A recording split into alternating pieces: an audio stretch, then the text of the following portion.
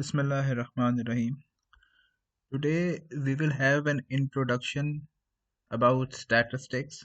We will see the basics of statistics so we can move on to the complex topic in subsequent lectures. So let's start with the basic definition of statistics. Statistics is the science of collecting, analyzing, presenting, and interpreting data as well as of making decisions based on such analysis. Basically stats वो science है जिसमें data को usable form में convert किया जाता है, interpret किया जाता है, प्रेजेंटेशन हो सकती है कि अगर मैं किसी डेटा को किसी चार्ट की फॉर्म में या ग्राफ की फॉर्म में या टेबल की फॉर्म में रिप्रेजेंट कर दूं और वो यूजेबल इंफॉर्मेशन प्रोवाइड करे, तो ये सारा जो प्रोसेस है ये स्टैटिस्टिक्स के अंदर ही फॉल करता है और उस डेटा की बेसिस पे आप इंटरप्रेट कर सकते हैं। एक स्टूडेंट का रिजल्ट कार्ड जिसके अंदर परसेंटेजेस होती हैं वो भी एक बेसिक स्टैटिस्टिकल स्टैटिस्टिकल टेस्ट उसमें अप्लाई हुए हुए होते हैं कि वो आपको परसेंटेजेस शो कर रहा होता है, वो आपको हर सब्जेक्ट के मार्क्स शो कर रहा होता है, ग्रेड्स एवेल्युएट हुए हुए होते हैं, तो ये भी स्टैटिस्टिक्स के अंदर आता है। तो बेसिकली स्टैट्स में हमने करना है क्या है, डेटा को अगर कलेक्ट करेंगे और उसको एनालाइज करके और इंटरप्रेट करके ऐसी फॉर्म में ले आएंगे कि उससे कोई ना कोई इंफॉर्मेशन मिल रही होगी और हम डिसीजन ले सकेंगे। तो this falls under the domain of statistics.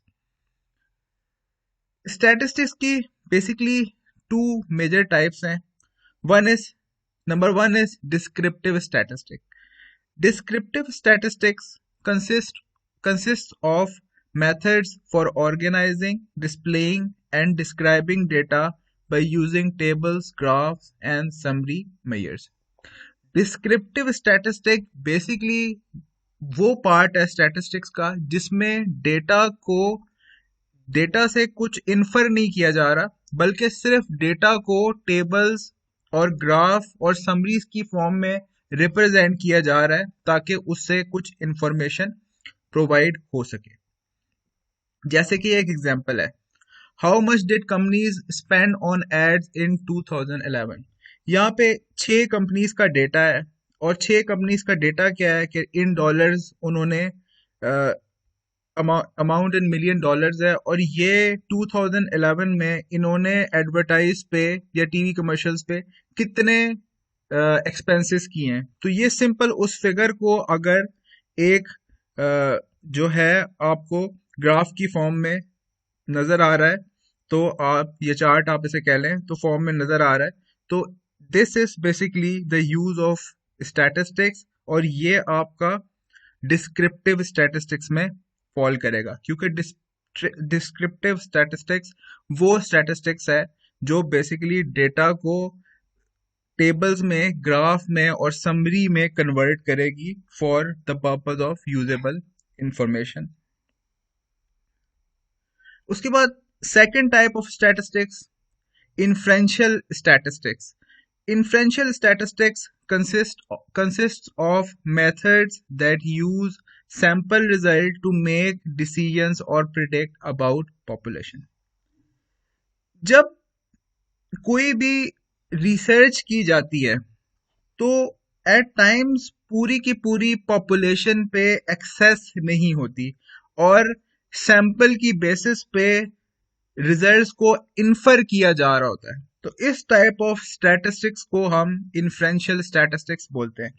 For example, मैं ये जानना चाहता हूं कि बैंक्स के अंदर जितने एम्प्लॉयज काम कर रहे हैं वो अपनी जॉब से सेटिस्फाइड है या नहीं है। तो इसका एक तरीका ये है कि प्राइमरी डेटा यानी कि एक क्वेश्चनर की बेस पे सर्वे कर लिया जाए और उनसे रिस्पॉन्सेज ले लिए जाए।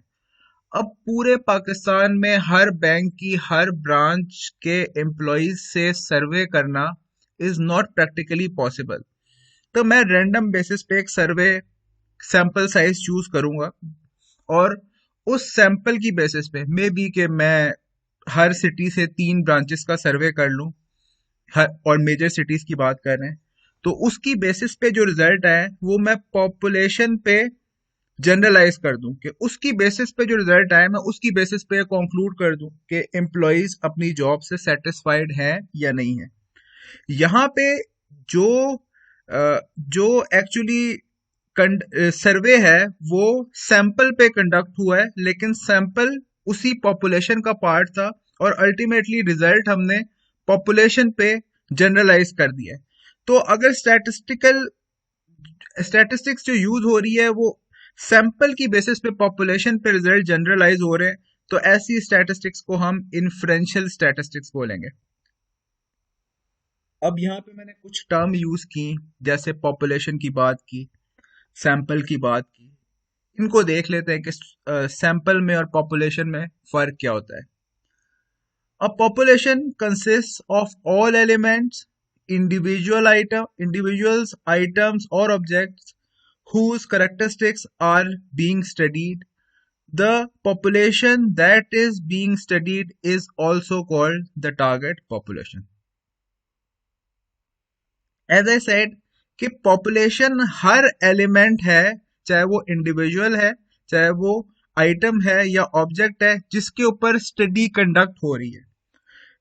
मैंने आपको अभी जो रिसेंटली एक एग्जांपल दी, मैं इस वक्त एग्जांपल जो ले रहा था कि बैंक के एम्प्लॉयज पे हम स्टडी कंडक्ट कर रहे हैं और पाकिस्तान के बैंक है फॉर एग्जांपल। तो पूरे पाकिस्तान में जितने बैंक के जितने एम्प्लॉयज हैं, that they are my population, क्योंकि वो सारे कलेक्टिवली सारों को मिला के एक्चुअली मेरी स्टडी उन पे फोकस्ड है। तो जो भी सारे एलिमेंट्स, इंडिविजुअल और ऑब्जेक्ट्स हैं जिन पे स्टडी कंडक्ट की जा रही है, उनको हम पॉपुलेशन बोलते हैं और एट टाइम्स उनको टारगेट पॉपुलेशन भी बोल देते हैं। A portion of the population selected for the study is referred to as a sample. उसमें से स्मॉल पोर्शन जो स्टडी के लिए विड्रॉ किया गया है उसको हम सैंपल बोलते हैं, और सैंपल जो होगा वो पॉपुलेशन से ही ड्रॉ किया जाएगा। इसकी बहुत ही कुछ सिंपल एग्जांपल दूं तो अगर मुझे ये फाइंड आउट करना है कि मेरा ब्लड ग्रुप कौन सा है, तो इसके लिए मुझे अपने सारे के सारे बॉडी में जो ब्लड है उस पर टेस्ट रन करने की जरूरत नहीं है। सिंपल उसमें से कुछ ड्रॉप्स जो हैं वो एक्सट्रैक्ट किए जाएंगे थ्रू सिरिंज, और उस पे जो है जो टेस्ट होके जो भी ब्लड ग्रुप फाइंड आउट होगा वो मैं अपने पूरी बॉडी पे जनरलाइज कर सकता हूँ कि मेरी पूरी बॉडी का जो ब्लड ग्रुप है वो एक ही है। तो इसका मतलब कि सैंपल की बेसिस पे जो रिजल्ट निकलेगा वो एक्चुअली पॉपुलेशन पे जनरलाइज हो जाएगा। अब यहाँ पे definitely study to study sample का साइज वेरी करेगा, जो हम आगे जाके बात डिस्कस करेंगे। फिलहाल इतनी ही बात है कि सैंपल जो होता है वो पॉपुलेशन से ड्रॉ किया जाता है जब पूरे की पूरी पॉपुलेशन पे स्टडी करना प्रैक्टिकली या कॉस्ट बेनिफिट की बेसिस पे पॉसिबल नहीं होता। ये एक एग्जांपल दी गई है कि ये जो सैंपल के जितने एलिमेंट्स हैं उनमें से रैंडमली कुछ एलिमेंट्स को चूज करके उस पे स्टडी कंडक्ट करना, उसको सैम्पलिंग बोलते हैं, और यहाँ पे सैंपल को ड्रॉ करने को सैम्पलिंग बोलते हैं। और वो जो एलिमेंट जो पॉपुलेशन से ही ड्रॉ किए गए होते हैं for the purpose of study, उनको हम सैंपल्स बोलते हैं।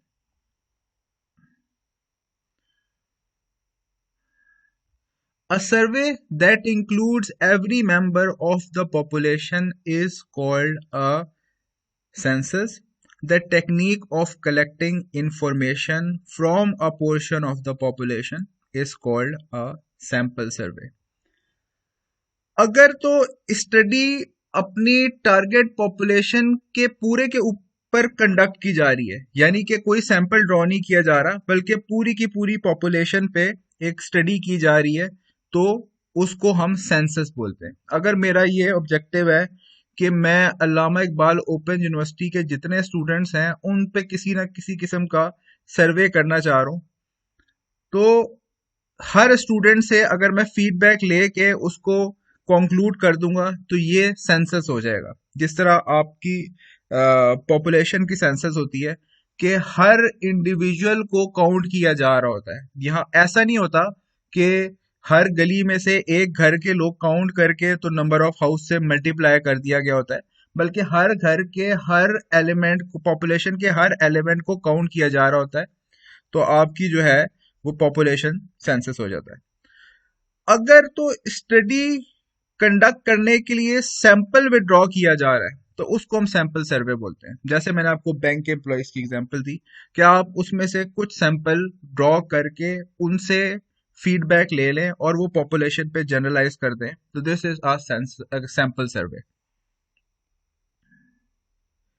A sample that represents the characteristics of the population as closely as possible is called a representative sample. अब रिप्रेजेंटेटिव सैंपल वो होता है जिसकी कैरेक्टरिस्टिक्स पॉपुलेशन से almost as close as possible हो। इसकी एग्जांपल लेते हैं, यही बैंक के सर्वे को आगे मूव करते हैं। अगर मैं बैंक के एम्प्लॉयज का सर्वे करना चाह रहा हूं और मैं सैंपल में सिर्फ और सिर्फ सिक्योरिटी गार्ड्स को सिलेक्ट कर लेता हूं, तो मेरा जो सैंपल है वो रिप्रेजेंटेटिव नहीं है। क्यों? क्योंकि बैंक के अंदर तो हर टीयर के एम्प्लॉय होते हैं, उधर टॉप मैनेजमेंट भी होगी, कैशियर भी होगा, ब्रांच मैनेजर भी होगा, ऑपरेशन मैनेजर भी होगा और सिक्योरिटी गार्ड भी होगा। तो इसका मतलब मेरा जो सैंपल है वो क्योंकि पॉपुलेशन का ट्रू रिप्रेजेंटेटिव ही नहीं है, उसके कैरेक्टरिस्टिक्स ही पॉपुलेशन से मैच नहीं करते, तो इसको मैं सैंपल तो कह सकता हूं लेकिन एक रिप्रेजेंटेटिव सैंपल नहीं कह सकता। रिप्रेजेंटेटिव सैंपल वो होगा जो हर एलिमेंट ऑफ द पॉपुलेशन जिसके कैरेक्टरिस्टिक्स डिफरेंट होंगे उसमें उसको इक्वली ड्रॉ करेगा और फिर वो उसके कैरेक्टरिस्टिक जो सैंपल के वो ऑलमोस्ट इक्वल होंगे to the characteristics of a sample, that is a representative sample. इससे पहले मैंने आपको ब्लड की एग्जांपल दी, तो ब्लड के कुछ ड्रॉप्स भी अगर ड्रॉ किया जाए तो वो रिप्रेजेंटेटिव सैंपल है। इसलिए क्योंकि ब्लड के केस में एक ड्रॉप ऑफ ब्लड भी सारी उसकी कैरेक्टरिस्टिक्स सारे ब्लड के बराबर है। उस जो पूरे ब्लड की कैरेक्टरिस्टिक्स है वो ही उस ड्रॉप ऑफ ब्लड की कैरेक्टरिस्टिक है, तो उस केस में it was a representative sample. जबकि बैंक के केस में हो सकता है कि सैंपल रिप्रेजेंटेटिव हो सकता है रिप्रेजेंटेटिव ना हो। ये ऑफ कोर्स रिसर्चर की नॉलेज और अंडरस्टैंडिंग पे बेस करेगा। A sample drawn in such a way that each element of the population has chance of being selected is called a random sample. If all samples of the same size selected from the population have the same chance of being selected, we call it simple random sampling. Such a sample is called a simple random sample. अगर तो sampling process के अंदर sample population में से किसी भी element के select होने का इक्वल चांस है तो फिर हम उसको रैंडम सैंपल बोलते हैं। फॉर एग्जांपल, मैंने एक जार में 10 स्टूडेंट्स के नाम लिख के डाले, कुछ पर्ची कह लें कि उसके अंदर मैंने एक पेपर पे लिख के डाले और फोल्ड कर लिया और उसको मैंने मिक्स कर लिया। इसका मतलब अब उस जार में से मैं जब पेपर ड्रॉ करूंगा तो कोई भी स्टूडेंट रैंडमली सिलेक्ट हो सकता है, इसमें मेरी मर्जी नहीं है। तो ऐसा जो सैंपल है वो रैंडम सैंपल है कि इसमें रिसर्चर की मर्जी नहीं है, बल्कि उसने सारे एलिमेंट्स का एक डेटा बनाया। अब फॉर एग्जांपल मैं बैंक के एम्प्लॉयज का एक डेटा बनाता हूँ और उसको शफल करके मैं 50th इंडिविजुअल को टिक कर लेता हूँ कि इससे मैं जो है इससे मैं रिस्पॉन्स कलेक्ट करूंगा। तो इसका मतलब ये एक रैंडम सैंपल है क्योंकि पॉपुलेशन के अंदर हर एलिमेंट के सिलेक्ट होने के चांस इक्वल थे। ऐसा नहीं है कि कुछ के चांस थे और कुछ के चांस नहीं है, तो इसीलिए इसको मैं रैंडम सैंपल बोलते हैं। इस मेथड को कि जिसके अंदर हर एलिमेंट के सिलेक्ट होने का इक्वल चांस हो, इसको हम सिंपल रैंडम सैंपलिंग बोलते हैं और उसमें से जो सैंपल ड्रॉ किया जाता है उसको हम सिंपल रैंडम सैंपल बोलते हैं। A sample may be selected with or without replacement. In sampling with replacement, each time we select an element from the population, we put it back in the population before we select the next element. जैसे कि नाम से वाज़ेह है, sample with replacement. Sample with replacement भी हो सकता है और विदाउट रिप्लेसमेंट भी हो सकता है। इन Sampling without replacement occurs when the selected element is not replaced in the population. आपको मैंने एक जार की एग्जांपल दी जिसके अंदर स्टूडेंट्स के नाम थे और रैंडमली उसको ड्रॉ किया जा सकता है। अगर मैं पहला सैंपल ड्रॉ करूंगा और उसमें से स्टूडेंट का नाम रीड करके नोट कर लूंगा और जो भी मेरा सर्वे है, शायद फीडबैक हो, शायद मैंने उससे जो है कोई क्वेश्चन फिल कराना हो, जो भी है, अगर मैं उसको या मैंने उसको कोई असाइनमेंट असाइन करनी हो, अगर उसका नाम देख के वो बेसिकली उसका नाम मैं उस जार से निकाल देता हूं, तो फिर इसको मैं विदाउट रिप्लेसमेंट कहूंगा कि एक बार जिसका नाम आ गया उसका दोबारा से नाम आने का कोई चांस नहीं है। अगर उसको दोबारा से मैं जार में डाल के मिक्स कर दूं, और इसका मतलब ये है कि जिसका नाम आया है वो रैंडम था, लेकिन उसका दोबारा भी नाम आ सकता है। तो विद सैम्पलिंग जो होती है वो विद रिप्लेसमेंट भी हो सकती है और विदाउट रिप्लेसमेंट भी हो सकती है। ये अगेन डिपेंड करता है कि रिसर्चर किस टाइप की स्टडी कर रहा है और वो उस टाइप की स्टडी पे बेस कर रहा होता है कि उसने कौन सा सैम्पलिंग टेक्निक कैसे यूज करनी है।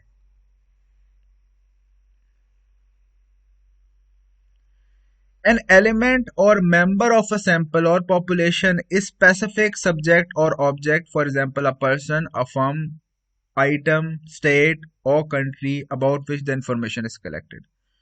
जो भी एक मेंबर है या एलिमेंट है ऑफ अ सैंपल और अ पॉपुलेशन, उसको मतलब उसके लिए जो टर्म यूज होती है वो एलिमेंट और मेंबर ही है। यानी कि अगर मैंने आपको एग्जांपल दी कि अगर मैं पाकिस्तान के बैंक्स पे एम्प्लॉयज पे सर्वे कर रहा हूं, तो हर बैंक का हर एम्प्लॉय मेरे लिए एक एलिमेंट या मेंबर ऑफ द पॉपुलेशन और अ सैंपल होगा। कि हर वो एलिमेंट जो पॉपुलेशन का पार्ट है जिस पे स्टडी कंडक्ट हो रही है, उसको हम एलिमेंट बोलेंगे। हर मेंबर को उसको मेंबर भी बोल सकते हैं या एलिमेंट भी बोल सकते हैं। तो अगर तो किसी इंडिविजुअल्स पे स्टडी हो रही है तो उसको हम, वो पर्सन भी हो सकता है, फर्म्स पे स्टडी हो रही है तो फर्म भी हो सकता है, आइटम भी हो सकता है। इसी तरह अगर स्टेट वाइज स्टडी हो रही है तो वो स्टेट भी हो सकती है, और किसी अगर ओवरऑल कंट्री का कोई डेटा निकाला जा रहा है तो वो कंट्री भी हो सकती है। तो जो भी पॉपुलेशन होगा उसका इंडिविजुअल जो एक सब कहने के स्मॉलेस्ट जो होगा एलिमेंट, वो उसको मेंबर या एलिमेंट ही कहलाएगा।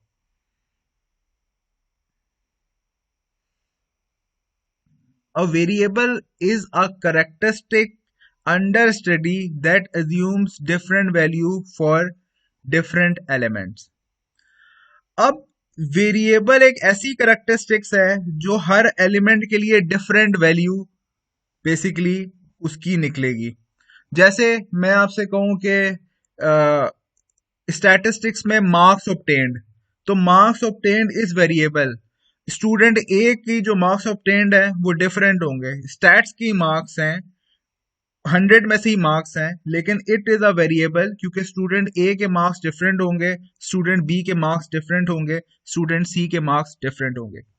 इसी तरह मैं आपसे कहूं पॉपुलेशन ऑफ अ कंट्री, तो पाकिस्तान की पॉपुलेशन डिफरेंट होगी, चाइना की पॉपुलेशन डिफरेंट होगी, यूनाइटेड स्टेट्स की पॉपुलेशन डिफरेंट होगी। तो it is a variable. Variable जो हर जिसकी करेक्टरिस्टिक ये होगी कि वो हर एलिमेंट के लिए डिफरेंट वैल्यू ऑब्टेन करेगा, उसको हम वेरिएबल बोलेंगे। इन कॉन्ट्रास्ट अगर कोई ऐसा वेरिएबल है जो कि एक ही वैल्यू रखता है, हर वेरिएबल के, वेरिएबल तो उसे नहीं कह सकते, हर करेक्टरिस्टिक के लिए एक ही वैल्यू रखता है, तो उसको हम कांस्टेंट बोलेंगे क्योंकि वो फिक्स्ड इन नेचर है।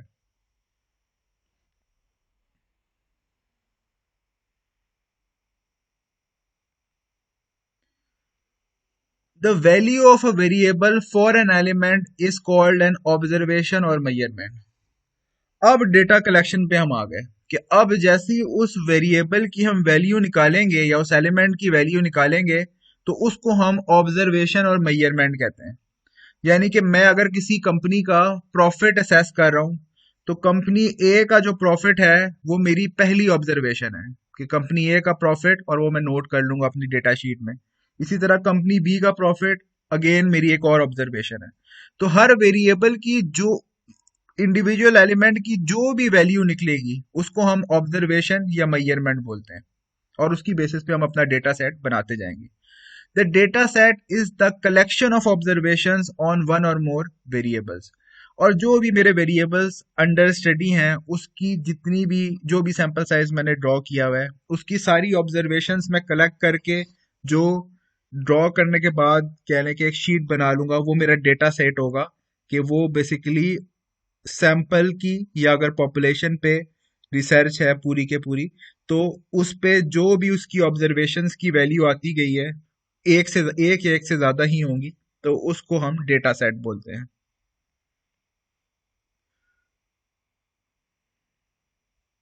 अभी आप एग्जांपल देख लें कि यहाँ पे इस टेबल में शो किया हुआ है टोटल रेवेन्यूज फॉर 2010 और फॉर 2010 ईयर 2010 का बेसिकली टोटल रेवेन्यूज बताए गए हैं और 6 कंपनीज का बेसिकली सैंपल है। इन सैंपल के हर एलिमेंट को या पॉपुलेशन के हर एलिमेंट को हम एलिमेंट या मेंबर बोलते हैं। तो इस केस में एक्सॉन मोबिल भी एक एलिमेंट है, वॉलमार्ट भी एक एलिमेंट है, रॉयल डच शेल भी एक एलिमेंट है, सिनोपेक ग्रुप भी एक एलिमेंट है और चाइना नेशनल पेट्रोलियम भी एक एलिमेंट है। इसी तरह वो जो वेरिएबल अंडर कंसिडरेशन है यानी उसकी वैल्यू डिफरेंट हो सकती है। इस केस में वो रेवेन्यू है। Revenue in this case is a variable क्योंकि रेवेन्यू की जो वैल्यू है या उसकी ऑब्जर्वेशन है वो वॉलमार्ट के केस में डिफरेंट है। 2010 का रेवेन्यू वॉलमार्ट का डिफरेंट है, रॉयल डच का डिफरेंट है, एक्सॉन मोबिल का डिफरेंट है, बीपी का डिफरेंट है, सिनोपैक का डिफरेंट है। तो क्योंकि इसकी वेरिएबल कांस्टेंट नहीं है बल्कि चेंजिंग है तो इसको हम वेरिएबल कह सकते हैं। और इस वेरिएबल की हर मेजरमेंट को हम ऑब्जर्वेशन या मेजरमेंट ही बोलते हैं कि उसकी जो जो वैल्यूज निकलती जाएंगी 2010 में फॉर एग्जांपल इसकी जो वैल्यू है वो इट्स एन ऑब्जर्वेशन। अब वेरिएबल की टाइप्स पे बात करते हैं तो वेरिएबल दो तरह के होते हैं, एक क्वांटिटेटिव और एक क्वालिटेटिव। नाम से वाज़ेह अगर वेरिएबल ऐसा है जिसको नंबर्स के अंदर मेजर किया जा सकता है तो उसको हम क्वांटिटेटिव वेरिएबल बोलेंगे। जैसे कि मैं आपसे पूछूं कि आपकी एज क्या है तो it is a quantitative variable. और अगर वो ऐसा वेरिएबल है जो कि नंबर्स में नहीं मेजर किया जा सकता बल्कि वो क्वालिटेटिव एस्पेक्ट है, यानी कि मैं आपसे पूछूं कि आपका जेंडर क्या है तो मेल या female is not a quantity, आपको कहना पड़ेगा या तो मेल है या फीमेल है। तो इस केस में जो वेरिएबल है, वेरिएबल की बेसिक दो टाइप्स होती हैं, क्वांटिटेटिव और क्वालिटेटिव। क्वांटिटेटिव वेरिएबल की भी फर्दर दो टाइप्स यहाँ पे लिखी हुई हैं, डिस्क्रीट वेरिएबल्स और कॉन्टिन्यूअस वेरिएबल्स। ये हम आगे स्लाइड्स में देखते हैं। A variable that can be measured numerically is called a quantitative variable. The data collected on the quantitative variable are called quantitative data. जैसा मैंने आपसे कहा कि अगर तो वेरिएबल को नंबर्स में न्यूमेरिकली मेजर किया जा सकता है तो उसको हम क्वांटिटेटिव वेरिएबल कह सकते हैं। जैसे पिछली स्लाइड में हमने रेवेन्यू का डेटा देखा तो revenue is a quantitative variable क्योंकि उसको नंबर्स में मेजर किया जा सकता है। और रेवेन्यू का जो पूरा डेटा है उसको हम क्वांटिटेटिव डेटा कह सकते हैं कि पूरा डेटा क्वांटिटीज पे बेस कर रहा है। अब वेरिएबल अब टाइप्स पे आ जाते हैं। हमने कहा क्वांटिटेटिव वेरिएबल दो तरह के हो सकते हैं, या तो डिस्क्रीट हो सकता है या कॉन्टिन्यूअस हो सकता है। A variable whose values are countable is called a discrete variable. In other words, a discrete variable can assume only certain values with no intermediate value. Discrete variable वो वेरिएबल है जो कि काउंट हो सकता है या उसकी वैल्यूज के दरमियान इंटरवल आएगा। मतलब फॉर एग्जांपल मैं आपको एक असाइनमेंट दूं कि आप ये काउंट करें कि हर क्लास में कितनी चेयर्स हैं, तो चेयर जो है वो काउंटेबल है, यानी कि उसके दरमियान में इंटरवल आएगा, या तो वो एक होगी या दो होगी या तीन होंगी या चार होंगी या पांच होंगी। इसका मतलब वन और टू के दरमियान वो कोई वैल्यू नहीं ले सकती, क्योंकि ये ऐसी जो क्वांटिटीज हैं उसको हम डिस्क्रीट वेरिएबल बोलते हैं। A variable that can assume any numerical value over a certain interval or interval is called a continuous variable. ऐसा वेरिएबल जो कॉन्टिन्यूअस है, जिस जो कोई भी वेरिएबल ले सकता है, जैसे कि आपने रेवेन्यू का केस देखा, तो रेवेन्यू कोई भी हो सकता है, वो हो सकता है 22.50 22.52 हो। इसी तरह age is a continuous variable, आपकी एज हो सकता है 25 ईयर एंड 300 डेज हो, 301 डेज हो, उसके अंदर भी आवर्स हो, तो it is a continuous variable. जबकि number of chairs was a discrete variable. अब क्वालिटेटिव वेरिएबल की बात करते हैं, इसको कैटेगोरिकल वेरिएबल भी बोलते हैं। A variable that cannot assume a numerical value but can be classified into two or more non-numeric categories is called qualitative or categorical variable. The data collected on such a variable is called qualitative data. ऐसा variable जो कि numeric value तो नहीं ले सकता, लेकिन उसकी जो वैल्यू है वो चेंज होती रहती है, कैटेगरीज में आप डिफाइन कर सकते हैं।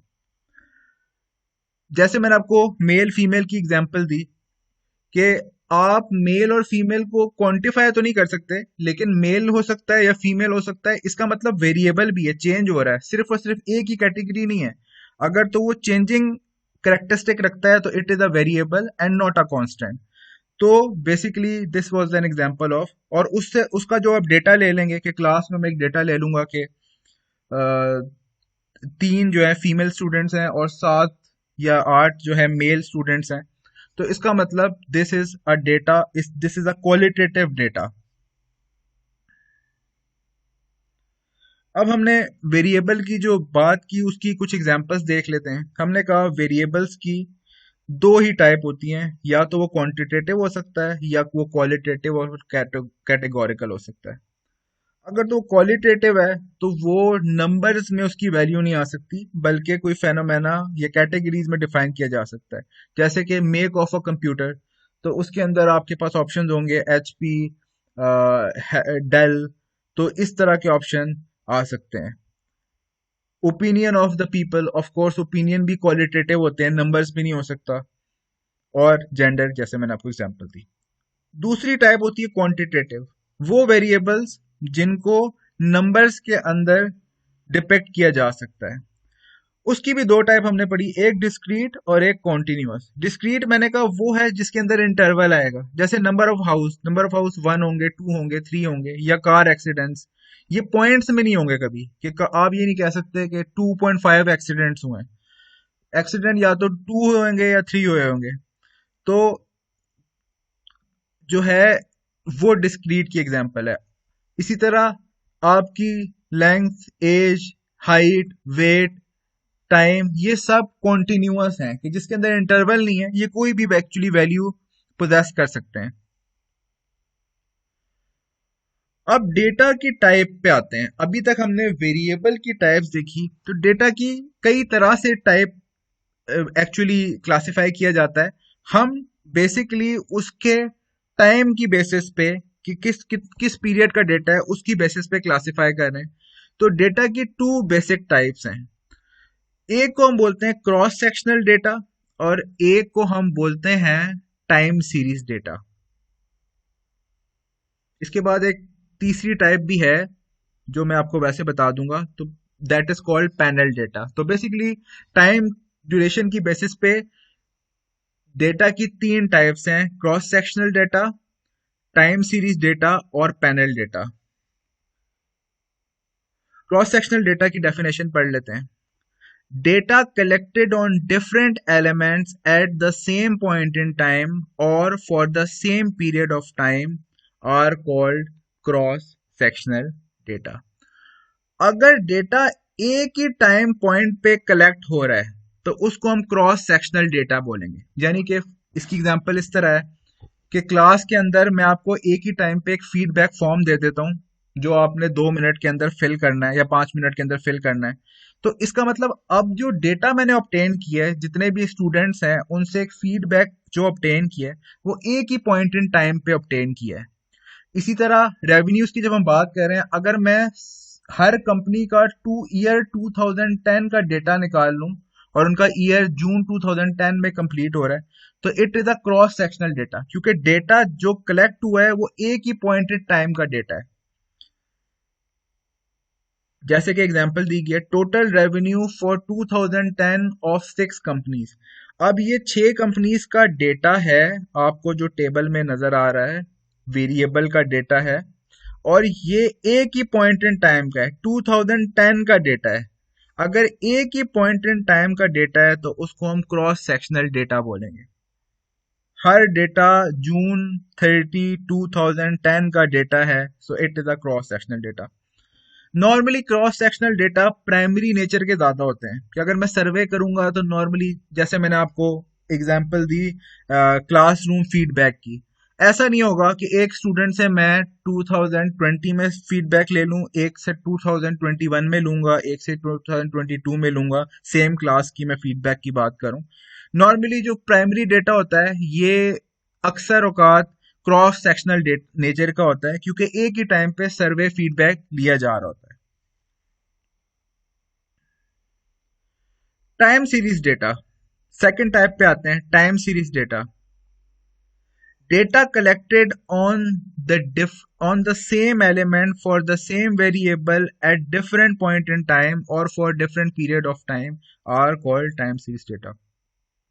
क्रॉस सेक्शनल डेटा वो था जो डिफरेंट एलिमेंट का एक ही पॉइंट इन टाइम पे डेटा लिया गया था, यानी रेवेन्यू का डेटा था वो वॉलमार्ट का भी था, रॉयल डच का भी था, लेकिन था वो 2010 का ही। अगर एलिमेंट का डिफरेंट पॉइंट इन टाइम पे डेटा लिया जा रहा है, यानी कि फॉर एग्जांपल मैं वॉलमार्ट का ही डेटा ले लूं और उसमें रेवेन्यू मैं चेक करूं 2006 का, 7 का, 8 का, 9 का, 10 का, तो इसका मतलब अब वॉलमार्ट का डेटा ले रहा हूं लेकिन वो डिफरेंट टाइम पॉइंट्स पे डेटा ऑब्टेन किया गया, तो ऐसा डेटा टाइम सीरीज डेटा होता है। इसकी एक एग्जांपल दी हुई है, money recovered from health care fraud judgments. तो ये आपको 2006 का भी फिगर दी हुई है, 2007 की भी फिगर दी हुई है, 8 की भी दी है, 9। यहाँ पे आप देख सकते हैं डेटा डिफरेंट ईयर्स का डेटा, यानी कि 2006 का डेटा 2006 में कलेक्ट किया गया होगा, 7 का डेटा 7 से परटेन करता है। तो इस केस में जो पॉइंट इन टाइम जिस पे डेटा कलेक्ट किया जा रहा है वो डिफरेंट है ऑन द टाइम लाइन, तो इस तरह के डेटा को हम टाइम सीरीज डेटा बोलते हैं। अगर ये एक ही पॉइंट इन टाइम यानी कि 2010 के एंड पे अगर लिया गया होता तो इसको हम क्रॉस सेक्शनल डेटा बोलते हैं। सोर्सेस ऑफ डेटा पे ब्रीफ डिस्कशन कर लेते हैं। अच्छा, इसको जाने से पहले मैंने आपसे एक और बात की थी कि तीसरी टाइप होती है पैनल डेटा। पैनल डेटा वो डेटा होता है जिसमें क्रॉस सेक्शन भी हो और टाइम सीरीज भी हो। फॉर एग्जाम्पल, इसी डेटा के अंदर अगर मैं एक कॉलम ऐड कर लूं, यहाँ पे 6 कंपनीज हैं, इनका 2010 का रेवेन्यू इसमें दिया हुआ है, यहाँ पे मैं इससे पहले या इसके बाद में 2 कॉलम ऐड कर लेता हूँ और वहां पे इसका 2011 के भी रेवेन्यूज लिख देता हूँ और 2012 के भी रेवेन्यूज लिख देता हूँ। यानी वॉलमार्ट 6 कंपनीज का एक ही पॉइंट इन टाइम पे कलेक्टेड डेटा भी है और ये भी एक एक पॉइंट इन टाइम पे होगा, और इनका डिफरेंट पॉइंट इन टाइम पे भी कलेक्टेड डेटा, यानी कि 2010 का भी डेटा है, 2011 का भी डेटा है, 2012 का भी डेटा है। ऐसा डेटा सेट जिसके अंदर क्रॉस सेक्शन भी हो और टाइम सीरीज भी हो उसको हम पैनल डेटा बोलते हैं। यानी basically it's a merger of cross sectional data and time series data. ये हमारी थर्ड टाइप थी डेटा का टाइम की बेसिस पे। उसके बाद सोर्सेस ऑफ डेटा पे जाते हैं। डेटा ऑब्टेन कैसे किया जा सकता है? नॉर्मली जो सोर्सेज होते हैं वो या तो इंटरनल होंगे या एक्सटर्नल होंगे या सर्वेज एंड एक्सपेरिमेंट होंगे। इंटरनल क्या होंगे? अगर एक कंपनी का इंटरनल डेटा है, उसके रेवेन्यू का डेटा है, उसके एम्प्लॉय का डेटा है, तो ये सारा इंटरनल कंपनी के अंदर से डराइव हुआ है, तो उसको आप इंटरनल सोर्सेज कहेंगे। अगर एक्सटर्नल डेटा है, यानी कि मैंने न्यूज़पेपर से कोई डेटा ऑब्टेन कर लिया, कोई स्टेट बैंक की साइट पे जाके डेटा ऑब्टेन कर लिया जो कि बाहर से किसी ने पब्लिश किया हुआ है। अगर मैं स्टेट बैंक की साइट से इंटरेस्ट रेट का डेटा ऑब्टेन कर लूं तो it is external source of data, कि इसकी सोर्स एक्सटर्नल है। इसी तरह अगर मेरी कंपनी की अपनी कोई सोर्सेज हैं, जैसे मैंने आपसे कहा अपनी प्रॉफिटेबिलिटी का डेटा, तो वो इंटरनल सोर्सेज हो जाएगी। और हो सकता है कि अगर आप साइंटिफिक बात करें तो एक्सपेरिमेंट से भी कोई डेटा ऑब्टेन किया जाए। जैसे हम आगे जब प्रोबेबिलिटी पढ़ेंगे तो हम रोल ऑफ डाइस देखेंगे कि एक बार जो डाइस फेंका जाए तो उससे क्या ऑब्जर्वेशन आती है, तो वो एक्सपेरिमेंट है, क्योंकि जितनी बार एक्सपेरिमेंट करेंगे वो एक एक्सपेरिमेंट है, ना वो इंटरनल है ना वो एक्सटर्नल है, बल्कि वो एक्सपेरिमेंट है। तो डेटा या तो इंटरनल सोर्सेज से ऑब्टेन किया जा सकता है या एक्सटर्नल सोर्सेज से ऑब्टेन किया जा सकता है, या सर्विस एंड एक्सपेरिमेंट्स हमारे पास अवेलेबल है टू ऑब्टेन द डेटा। आखिरी में जो कुछ बातें करेंगे हम, जब स्टैट्स में, अब क्योंकि हमने बेसिक स्टैटिस्टिक्स में जो टर्मिनोलॉजीज यूज होती हैं उसको देख लिया है। स्टैटिस्टिक्स के जितने भी मेजर्स है उनके अंदर एक हम टर्म यूज करते हैं जिसको समेशन बोलते हैं। समेशन का मतलब होता है सम ऑफ। तो समेशन का मतलब क्या होता है, उसकी एग्जांपल एक देख लेते हैं कि समेशन कैसे कैलकुलेट करते हैं, इसको डिनोट कैसे करते हैं। Suppose a sample consists of 5 books and the price of 5 books are $175, $80, $165, $97 and $88। तो हम अज्यूम करें 5 बुक्स का सैंपल है और अब बुक्स की प्राइस हमें दे दी गई है।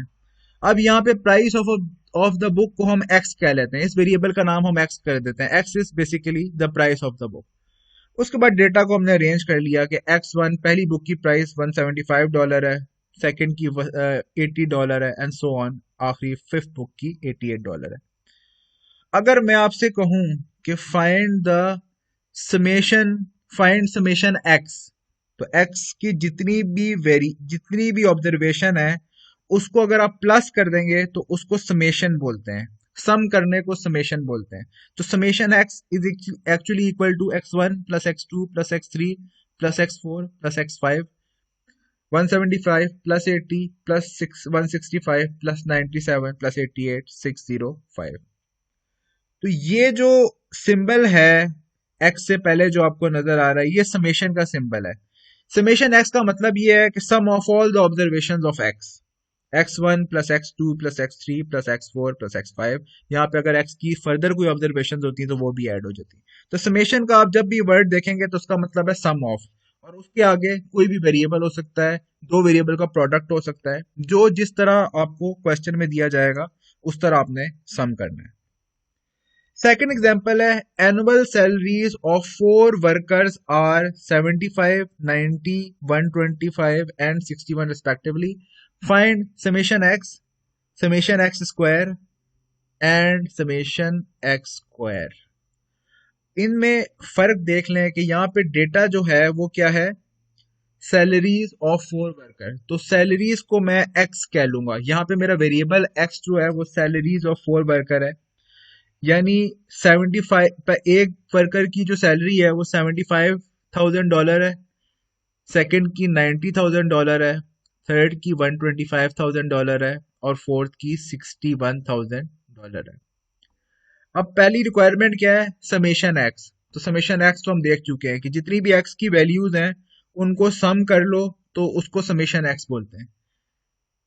75 प्लस 90 प्लस 125 प्लस 61, इसको अगर मैं सम कर लूंगा तो आंसर आ रहा है 351, यानी $351,000 कह लें, इसका आंसर आ गया। दूसरी जो रिक्वायरमेंट है क्वेश्चन की, फाइंड समीशन एक्स का स्क्वायर। तो समीशन ये आप देखिएगा कि अगर ब्रैकेट के अंदर के बाहर स्क्वायर लिखा हुआ है तो इसका मतलब ये है कि समीशन एक्स की जो भी वैल्यू आई है उसका स्क्वायर ले लेना है। यहाँ पे हमारी वैल्यू 351 आई थी, तो समेशन x और ब्रैकेट के बाहर अगर स्क्वायर है तो उसका मतलब ये है कि इस वैल्यू का सिंपली स्क्वायर ले लेना है और हमारे पास समेशन x ब्रैकेट स्क्वायर आ जाएगा। तीसरी चीज जो हमने फाइंड कर ली है वो समेशन x स्क्वायर है। यहाँ पे याद रखिएगा ये ब्रैकेट के बाद स्क्वायर नहीं है बल्कि x के ऊपर स्क्वायर है।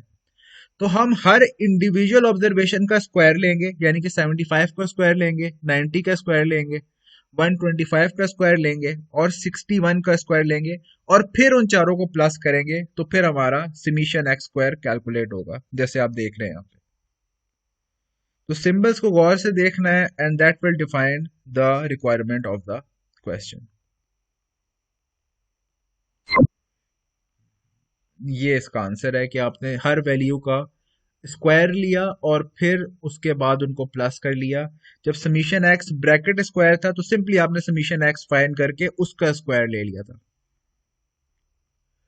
एग्जाम्पल नंबर 2 है, यहाँ पे आपको दो वेरिएबल का डेटा दिया हुआ है m और f का।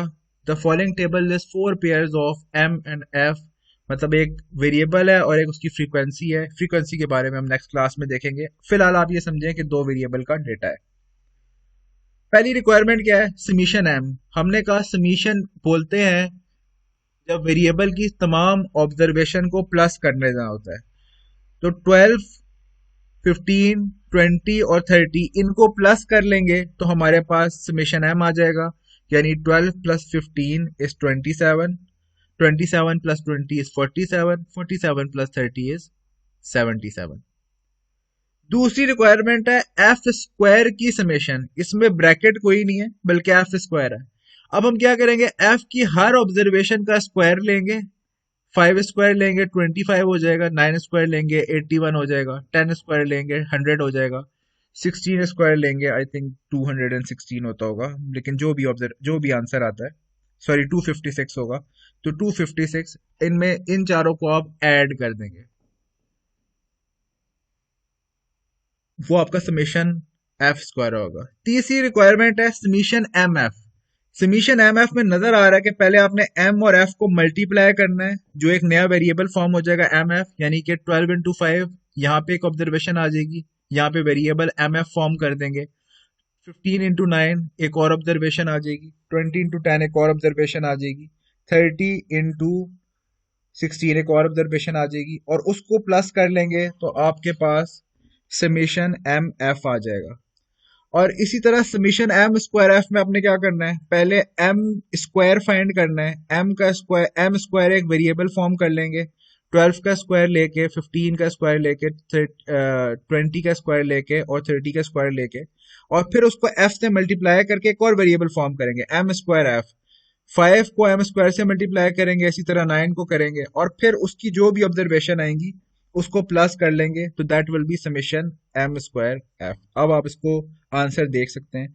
पहली हमारी रिक्वायरमेंट थी समीशन एम, तो सिंपल एम की वैल्यूज हमें क्वेश्चन में दी हुई थी, उनको प्लस कर लिया तो आंसर मेरा आ गया 77। This is the answer for requirement A, summation M.